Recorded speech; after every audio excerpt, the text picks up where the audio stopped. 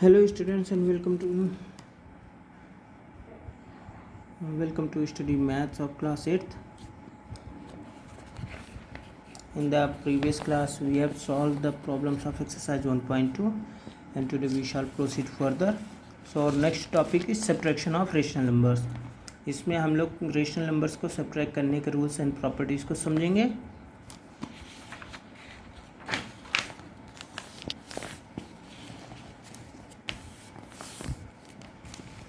Rational number को subtract करने का रूल सेम है जैसे हम ऐड करते हैं, एलसीएम लेकर के सब्ट्रैक्ट करना. तो हम लोग इनकी प्रॉपर्टीज़ को समझेंगे. तो पहली प्रॉपर्टी है हमारी closure property.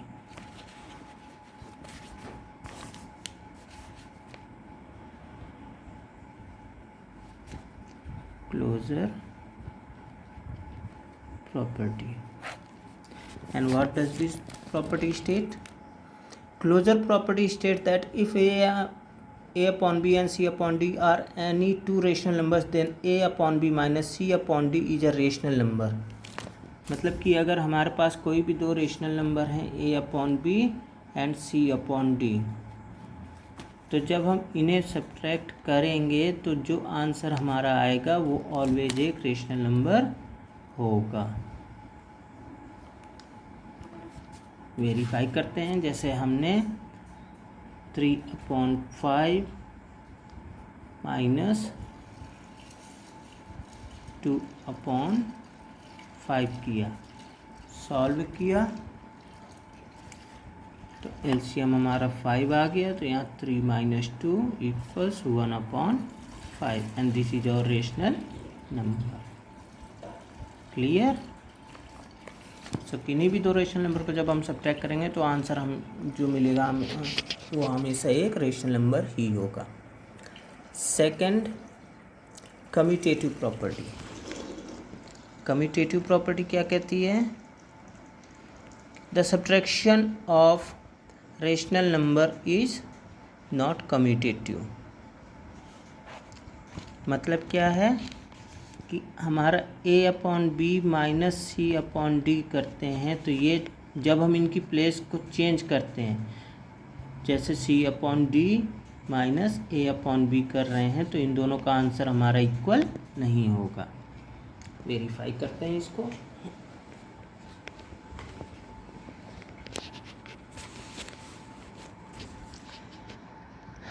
One upon two minus 3/2 हमने किया तो इसको सॉल्व किया, एलसीएम 2 आया तो 1 माइनस 3 इक्वल्स माइनस 2/2 आ गया हमारा कितना, -1. अब हम इनकी प्लेसेस को चेंज करेंगे, इंटरचेंज करेंगे. तो यहाँ 1/2 तो 3/2 बाद में था, तो अब हम 3/2 को पहले लिख लेते हैं. 3/2 माइनस 1/2 करेंगे, एलसीएम आया 2 तो यहाँ 3 माइनस 1 इक्वल्स 2/2. आंसर आ गया +1. अब दोनों ही केसेस में हमारे आंसर्स को देखते हैं. पिछले केस में हमारा आंसर आया -1 और इस केस में आया हमारा 1. यहाँ निगेटिव है, ये पॉजिटिव, और ये दोनों ही इक्वल नहीं है, तो हमारी यहाँ पे कम्यूटेटिव प्रॉपर्टी फॉलो नहीं होती.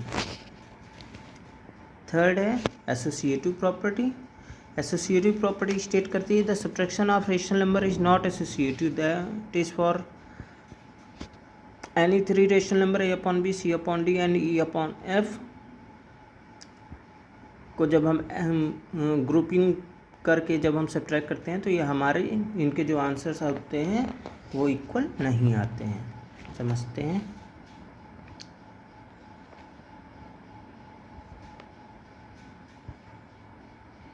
Associative property.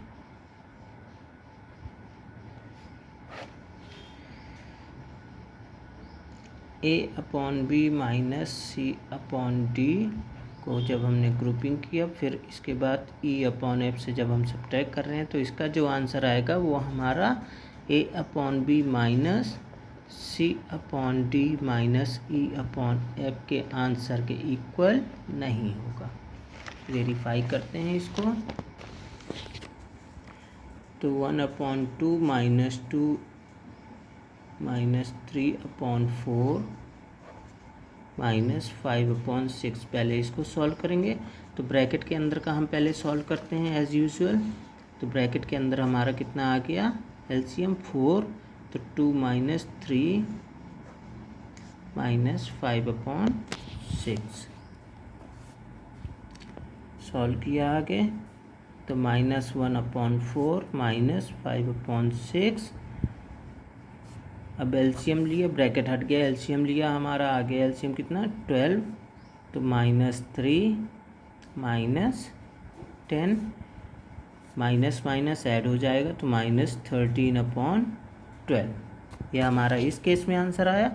अब हम ग्रुपिंग को चेंज करेंगे, 1/2 -3/4 -5/6। सो 1/2 माइनस, ब्रैकेट के अंदर पहले सॉल्व करेंगे, तो एलसीएम आ गया हमारा 12, तो 9 - 10, 1/2 माइनस 9 - 10 आ गया हमारा -1/12, 1/2 माइनस इंटू माइनस हो गया हमारा प्लस 1/12। अब इनका एलसीएम लिए तो आ गया हमारा 12, तो 6 + 1 = 7/12। अब पहले केस में जब हमारी ग्रुपिंग अलग थी तब हमारा आंसर आया था -13/12।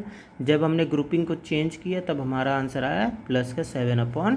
तो यहाँ पे हम देख रहे हैं दोनों के ही आंसर अलग अलग आ रहे हैं, डिफरेंट आ रहे हैं, इसलिए यह हमारी प्रॉपर्टी फॉलो नहीं होती है। Last property, existence of right identity, क्या स्टेट करती है, the rational number 0 is the right identity that is for any rational number when we subtract it from 0 we get the answer as the same rational number.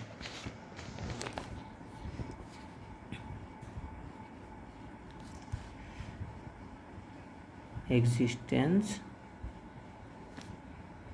of right identity,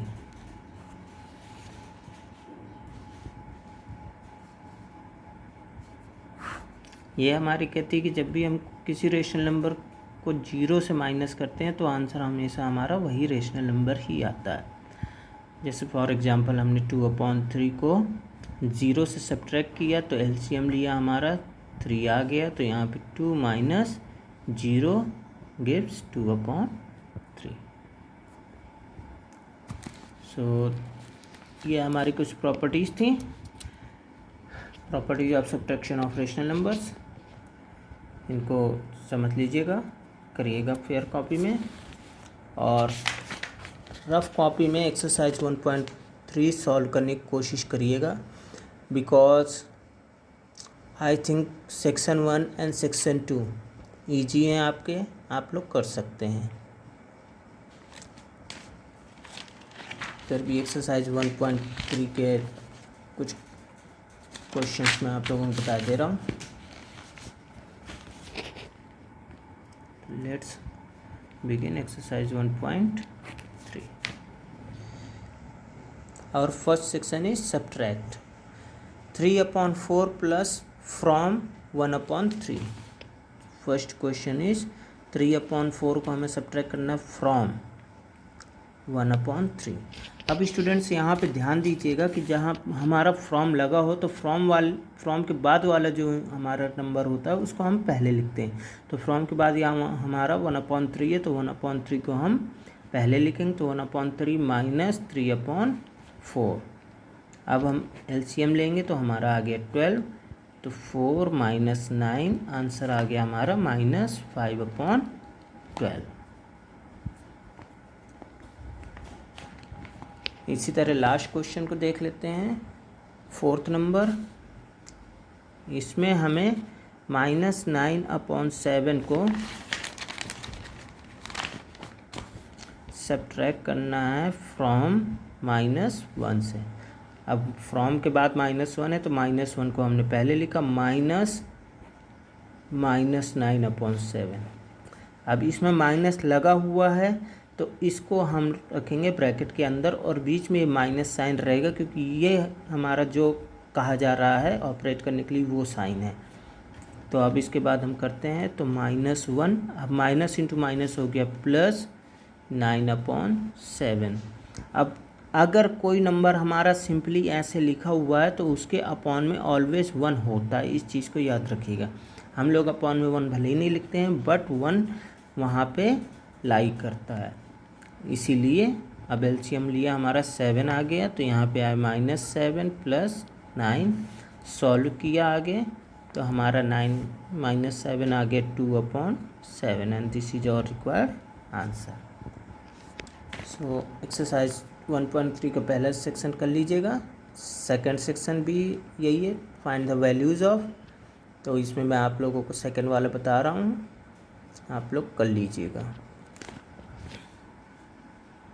second का second है -8/9 -3/5। अब यहाँ कोई from वाला नहीं है हमारे पास problem, हमारे पास सिंपली दिया हुआ, हमें इसको सब्ट्रैक्ट करना है, इसको सब्ट्रैक्ट करना है इससे।